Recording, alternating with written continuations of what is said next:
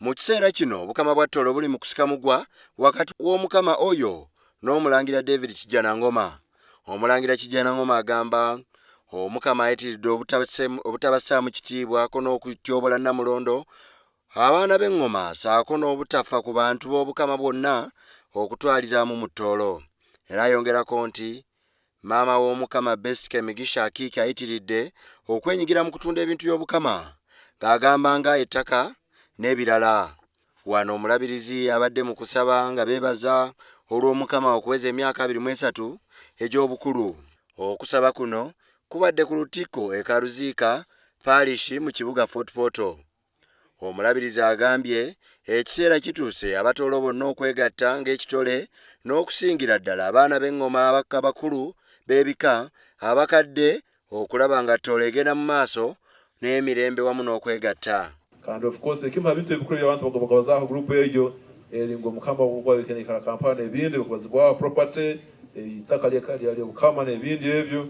Nisaba nti obusobozi obunyakukola mu legal entity ya Supreme Council, ba ministers, prime minister, twikare okuru b'enganda tubaze ensonga zino nuko Omukama waitu atuleme kurungi akwakola ompigiza ndabeho na atakutema kurungi nabyo nisaba akiro kutuze kumusimiraho tusole kubalengana ezo musinge mbirage bijja kuteirweho nuko Omukama waitu atuleme omusinge.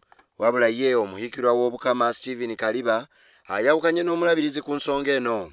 Kaliba ategeeza nti Omukama talina bw'agenda kuteesa Namulangira Kijjanangoma gw'agamba nti alina ebigendererwa bye ebibye ng'omuntu ebitali ku nnono ya Bukama.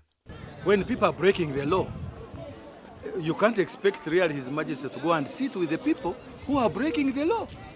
You know, first of all, there is a law on defamation. They have been defaming our king. They have been doing what they call impersonation. You know, so really, this country is under the rule of law. We cannot watch on and look when people are breaking the law. So I have advised those people, if they have any issues, they can come for dialogue. I am not against dialogue. They can come to the Omukiro, but you cannot expect His Majesty the King of Tooro to sit with someone who is breaking the law.